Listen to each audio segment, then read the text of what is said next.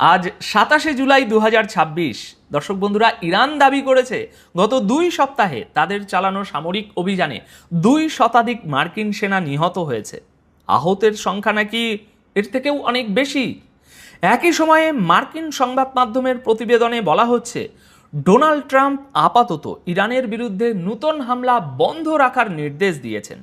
তাই এখন সবচেয়ে বড় প্রশ্ন হচ্ছে, আমেরিকা কি সত্যি ইরানের পাল্টা হামলার চাপে এক ধাপ পিছিয়ে গেল, নাকি এটা বড় কোনো সামরিক অভিযানের আগে একটা সাময়িক বিরতি?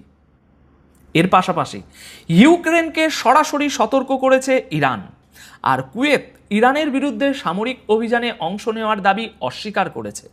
আর ইয়েমেনের ভিতরে নতুন করে এমন একটা সংঘর্ষ শুরু হয়েছে যা আবারও পূর্ণমাত্রার গৃহযুদ্ধের আশঙ্কা তৈরি করছে। আজকের এই ভিডিওতে আমরা প্রতিটি ঘটনা আলাদা করে বুঝব। তাই প্রথমেই আসা যাক সবচেয়ে বড় দাবিটির দিকে। ইরানের সরকারি সংবাদ সংস্থা ইরনা ও তাসনিমের মাধ্যমে একটি গুরুত্বপূর্ণ বক্তব্য সামনে এসেছে আজ।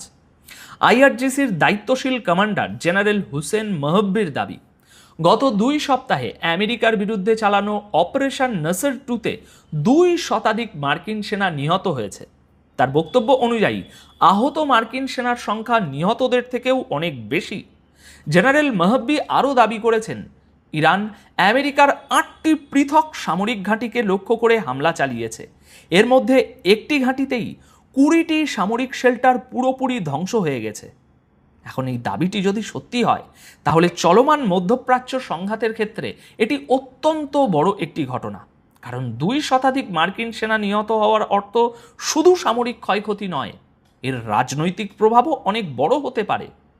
কিন্তু এই জায়গায় একটা বিষয় পরিষ্কার রাখা জরুরি, ইরানের দেওয়া এই পরিসংখ্যান এখনো কোনো স্বাধীন সূত্র বা আনুষ্ঠানিক মার্কিন সূত্র নিশ্চিত করেনি। অর্থাৎ এই মুহূর্তে এটিকে ইরানের দাবি হিসাবেই দেখতে হবে। ইরানি কমান্ডার আমেরিকার বিরুদ্ধে ক্ষয়ক্ষতির প্রকৃত সংখ্যা লুকানোর অভিযোগও করেছেন। তার বক্তব্য হলো, আমেরিকা যদি দাবি করে যে ইরানের হামলায় বড় কোনো ক্ষয়ক্ষতি হয়নি, তাহলে আন্তর্জাতিক সংবাদ মাধ্যম এবং সাংবাদিকদের আক্রান্ত সামরিক ঘাঁটিগুলো পরিদর্শনের সুযোগ দেওয়া উচিত, যাতে সাংবাদিকরা নিজেরাই দেখতে পারেন সেখানে ঠিক কতটা ক্ষয়ক্ষতি হয়েছে, কি হয়েছে। এখন প্রশ্ন হচ্ছে, আমেরিকা কি তাহলে সত্যি তাদের আক্রান্ত সামরিক ঘাঁটিগুলো আমাদের মতো আন্তর্জাতিক সংবাদ মাধ্যমের জন্য খুলে দেবে? বাস্তবতা হলো, কোনো দেশই সাধারণত তার সামরিক ঘাঁটির সবচেয়ে সংবেদনশীল অংশে বাইরের মানুষ বা সংবাদ মাধ্যমকে প্রবেশ করতে দেয় না। তাই মার্কিন ঘাঁটিগুলোতে প্রকৃত ক্ষয়ক্ষতির পরিমাণ কত, সেটা হয়তো খুব সহজে জানা যাবে না। কিন্তু এই দাবির মধ্যেই আরেকটি বড় খবর সামনে এসেছে। মার্কিন সংবাদ মাধ্যমের প্রতিবেদন অনুযায়ী ডোনাল্ড ট্রাম্প আপাতত ইরানের বিরুদ্ধে নতুন হামলা বন্ধ রাখার সিদ্ধান্ত নিয়েছেন। গতকালও আমেরিকার পক্ষ থেকে ইরানের বিরুদ্ধে নতুন কোনো বড় হামলার খবর সামনে আসেনি। আর আজ এখনও পর্যন্ত সকাল 9টা বাজে নতুন কোনো মার্কিন হামলার তথ্য নেই। গতকাল 26শে জুলাই প্রকাশিত মার্কিন সংবাদ মাধ্যমের প্রতিবেদনে বলা হয়েছে, ট্রাম্প আপাতত ইরানে নতুন হামলা না চালানোর নির্দেশ দিয়েছেন। তাই এখন প্রশ্ন হচ্ছে, হঠাৎ এই সিদ্ধান্ত কেন? প্রতিবেদনগুলোতে যে কারণের কথা বলা হয়েছে সেটা অত্যন্ত গুরুত্বপূর্ণ। মার্কিন প্রশাসনের ভিতরে উদ্বেগ তৈরি হয়েছে যে যুদ্ধ এভাবে চলতে থাকলে মধ্যপ্রাচ্যে মোতায়েন করা আমেরিকার পেট্রিয়ট এয়ার ডিফেন্স মিসাইল এবং অন্যান্য গুরুত্বপূর্ণ অস্ত্রের মজুদ দ্রুত কমে যেতে পারে। অর্থাৎ যে এয়ার ডিফেন্স ব্যবস্থাকে আমেরিকার অন্যতম বড় সামরিক শক্তি হিসাবে দেখা হয়, সেটি দীর্ঘমেয়াদী যুদ্ধে একটি বড় দুর্বলতায় পরিণত হতে পারে। নিউ ইয়র্ক টাইমস এবং এক্সিওসের প্রতিবেদন অনুযায়ী শুক্রবার ডোনাল্ড ট্রাম্প তার শীর্ষ উপদেষ্টা এবং মন্ত্রিসভার জ্যেষ্ঠ সদস্যদের সঙ্গে বৈঠক করেন। আর সেই বৈঠকের পর তিনি মার্কিন সামরিক বাহিনীকে নতুন হামলা বন্ধ রাখার নির্দেশ দেন। তবে এই সিদ্ধান্তটি শুধু কয়েকদিনের জন্য নেওয়া হয়েছে, নাকি আমেরিকা কূটনীতিকে আরেকবার সুযোগ দিতে চাইছে, সেটা এখনও পরিষ্কার নয়। একই সঙ্গে প্রতিবেদনে এও বলা হয়েছে, প্রয়োজন হলে নতুন করে বড় সামরিক অভিযান শুরু করার প্রস্তুতিও মার্কিন বাহিনী ভিতরে ভিতরে চালিয়ে যাচ্ছে। অর্থাৎ যুদ্ধ শেষ হয়ে গেছে, এমন সিদ্ধান্তে পৌঁছানোর কোনো সুযোগ নেই। এখন পুরো হিসাবটা একটু বুঝুন। ইরান কোনো আনুষ্ঠানিক যুদ্ধবিরতি চুক্তিতে স্বাক্ষর না করেও তাদের মিসাইল ও ড্রোন হামলার মাধ্যমে আমেরিকার উপর সত্যিই চাপ তৈরি করেছে। ইরানের তুলনামূলক কম দামের মিসাইল এবং ড্রোন ঠেকাতে আমেরিকাকে অত্যন্ত ব্যয়বহুল ইন্টারসেপ্টর মিসাইল ব্যবহার করতে হচ্ছে লাগাতার। মানে একদিকে আসছে একের পর এক কম দামের মিসাইল ও ড্রোন, অন্যদিকে সেগুলো ঠেকাতে খরচ হচ্ছে বহুগুণ বেশি দামের এয়ার ডিফেন্স মিসাইল।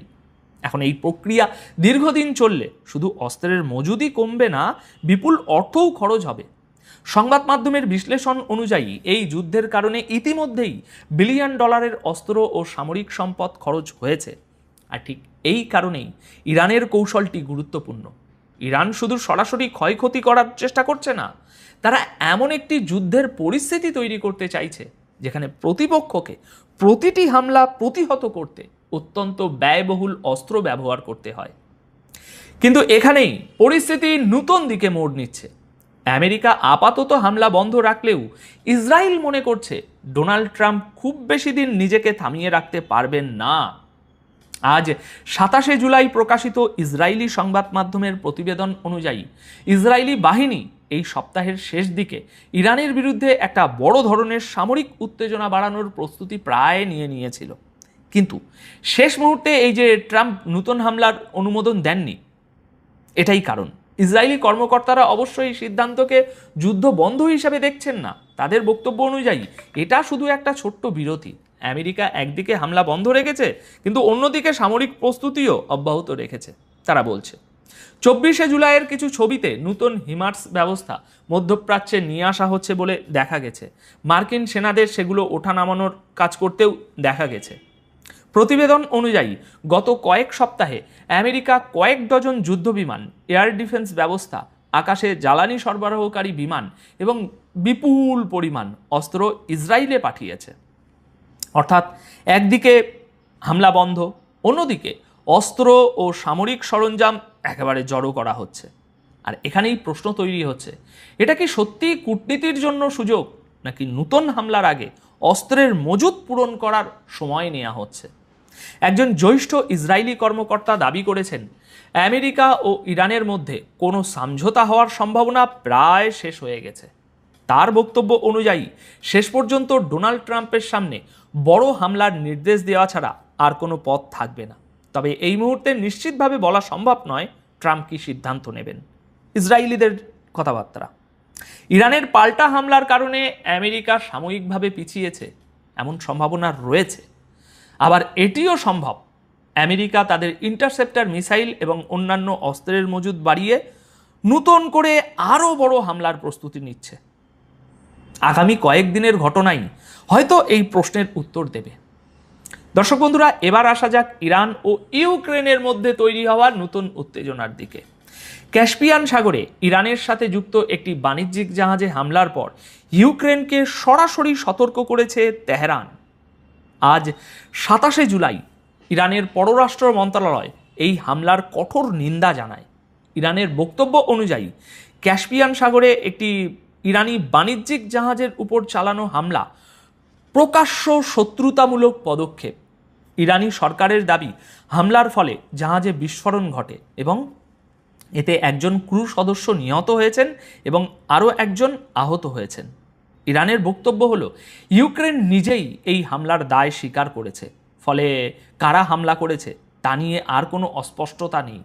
এর আগে ইউক্রেনের প্রেসিডেন্ট জেলেনস্কি দাবি করেছিলেন, গতকাল আপনারা দেখেছেন, ইউক্রেনীয় বাহিনী ক্যাস্পিয়ান সাগরে একাধিক জাহাজকে লক্ষ্য করে হামলা চালিয়েছে। আর জেলেনস্কির বক্তব্য ছিল যে ওই জাহাজগুলো রাশিয়া ও ইরানের মধ্যে সামরিক সরঞ্জাম পরিবহনের কাজে ব্যবহার করা হচ্ছিল। জেলেনস্কি একটি যুদ্ধ জাহাজ এবং আরও কয়েকটি জাহাজে হামলার কথা বলেছিলেন, গতকাল আমরা জানিয়েছিলাম। ওই জাহাজগুলোর মধ্যে একটি ইরানি কার্গো জাহাজও ছিল বলে এখন উল্লেখ করা হয়েছে। এখন তাহলে এই ঘটনার সরাসরি অর্থ কী? দেখুন, ইউক্রেন যুদ্ধের প্রভাব এখন শুধু ইউক্রেন ও রাশিয়ার ভৌগোলিক সীমার মধ্যে থাকছে না। রাশিয়া ও ইরানের মধ্যে সম্ভাব্য সামরিক সরবরাহ ব্যবস্থাকে লক্ষ্য করে ক্যাস্পিয়ান সাগরে হামলা চালানো হলে সেটা ইরান ও ইউক্রেনকে আরও সরাসরি সংঘাতের দিকে নিয়ে যেতে পারে।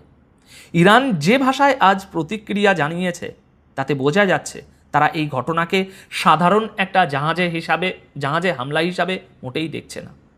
দর্শক বন্ধুরা, এবার আসা যাক কুয়েতকে ঘিরে বিতর্কের দিকে। গত কয়েকদিন ধরে দাবি করা হচ্ছিল কুয়েত এবং বাহরাইন ইরানের বিরুদ্ধে সামরিক অভিযানে অংশ নিয়েছে, কিন্তু এখন কুয়েতের পক্ষ থেকে এই দাবি সরাসরি অস্বীকার করা হয়েছে। আজ 27 জুলাই ইরানের মেহের নিউজ এজেন্সির প্রতিবেদনে কুয়েতের বক্তব্য তুলে ধরা হয়।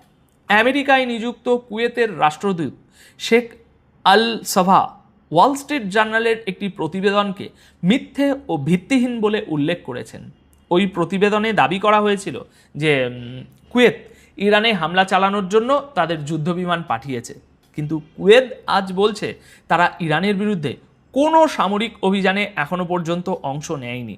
কুয়েতের বক্তব্য অনুযায়ী তারা যদি সত্যি এমন কোনো অভিযানে অংশ নিত তাহলে ইরান খুব সহজেই বুঝতে পারত যে যুদ্ধ বিমানগুলো কোন দিক থেকে আসছে, কোন দিকে যাচ্ছে। এখন প্রশ্ন হচ্ছে, ওয়াল স্ট্রিট জার্নালের প্রতিবেদনটি কি ভুল ছিল, নাকি যুদ্ধের আড়ালে এমন কিছু ঘটছে যেটাকে বিভিন্ন পক্ষ নিজেদের মতো করে উপস্থাপন করছে? এই মুহূর্তে নিশ্চিতভাবে শুধু এটুকুই বলা যায়, কুয়েত আনুষ্ঠানিকভাবে ইরানের বিরুদ্ধে সামরিক অভিযানে অংশ নেওয়ার দাবি সম্পূর্ণ অস্বীকার করেছে। আচ্ছা দর্শক বন্ধুরা, এবার ইয়েমেনের দিকে নজর দিন। ইয়েমেনে শুধু সৌদি আরব এবং হুতিদের মধ্যে উত্তেজনা চলছে না, ইয়েমেনের ভিতরেও পরিস্থিতি দ্রুত খারাপ হচ্ছে। গতকাল 26 জুলাই সকাল পর্যন্ত ইয়েমেনের একাধিক এলাকায় হুতি বাহিনী এবং ইয়েমেনের সরকারের সঙ্গে যুক্ত যে সামরিক ব্যবস্থা তাদের মধ্যে তীব্র গোলাগুলির খবর সামনে এসেছে। প্রকাশিত ছবি এবং ভিডিওতে দুপক্ষকেই ভারী অস্ত্র ব্যবহার করতে দেখা যাচ্ছে। কয়েকটি এলাকায় আপনি বুঝুন ঘন্টার পর ঘন্টা সংঘর্ষ চলার দাবিও করা হয়েছে। এখন আশঙ্কা হচ্ছে ইয়েমেনের এই অভ্যন্তরীণ সংঘর্ষ কি আবারও পূর্ণমাত্রার গৃহযুদ্ধের রূপ নেবে, নাকি এটা চলমান আঞ্চলিক যুদ্ধের নতুন একটা ফ্রন্ট? এই মুহূর্তে পরিস্থিতি কোন দিকে যাবে তা নিশ্চিত নয়, তবে ইয়েমেনের ভিতরের অবস্থা আগের তুলনায় আরও গুরুতর হয়ে উঠেছে। এদিকে এই উত্তেজনার মধ্যেই ইরান নিজেদের অবস্থান পরিষ্কার করেছে। গতকাল 26 জুলাই ইরানের পররাষ্ট্র মন্ত্রণালয় জানায়, ইয়েমেন সংকটের সমাধান সামরিক অভিযানের মাধ্যমে সম্ভব নয়। ইরানের বক্তব্য অনুযায়ী আলোচনা এবং ন্যায় বিচারের ভিত্তিতে একটি রাজনৈতিক সমাধানই এই সংকট থেকে বেরিয়ে আসার সেরা পথ। ইরানের পররাষ্ট্র মন্ত্রণালয়ের মুখপাত্র ইসমাইল বাঘি সৌদি আরব ও ইয়েমেনের মধ্যে এই যে সামরিক উত্তেজনা, সাম্প্রতিক যে উত্তেজনা, সেটা নিয়ে গভীর উদ্বেগ প্রকাশ করেছেন। তিনি বলেছেন, পুরো অঞ্চলে যুদ্ধ এবং অস্থিতিশীলতা আরও ছড়িয়ে পড়া ইমিডিয়েট বন্ধ করা জরুরি। অর্থাৎ ইরান প্রকাশ্য বার্তা দিচ্ছে সৌদি আরব এবং হুতিদের মধ্যে উত্তেজনা কমানোর পথ বোমা বা মিসাইল নয়, এর সমাধান হতে হবে আলোচনার মাধ্যমে। কিন্তু বাস্তব পরিস্থিতি বলছে দুই পক্ষের পাল্টাপাল্টি হামলা আরও বাড়তে পারে। এখন সবকিছু মিলিয়ে আজকের ঘটনাগুলোর সবচেয়ে গুরুত্বপূর্ণ দিক হলো মধ্যপ্রাচ্যের যুদ্ধ এখন একাধিক স্তরে ছড়িয়ে পড়ছে। একদিকে ইরান আমেরিকার ব্যাপক ক্ষয়ক্ষতির দাবি করছে, অন্যদিকে আমেরিকা নতুন হামলা সাময়িকভাবে বন্ধ রেখেছে, কিন্তু সামরিক প্রস্তুতি চালিয়ে যাচ্ছে। ইউক্রেনের সঙ্গে ইরানের সরাসরি উত্তেজনা তৈরি হচ্ছে, আর ইয়েমেনের ভিতরে নতুন করে একটা গৃহযুদ্ধের আশঙ্কা বাড়ছে। এখন আপনাদের কি মনে হয়, ডোনাল্ড ট্রাম্পের নতুন হামলা বন্ধ রাখার সিদ্ধান্ত কি ইরানের পাল্টা হামলার চাপে নেওয়া হয়েছে, নাকি এটা আরও বড় আক্রমণের আগে একটা কৌশলগত বিরতি? আপনাদের মতামত অবশ্যই কমেন্টে জানাবেন। আপাতত এই প্রতিবেদন তাহলে এখানেই শেষ করছি। ভিডিওটি শেষ পর্যন্ত দেখার জন্য আপনাদের সকলকে অসংখ্য ধন্যবাদ।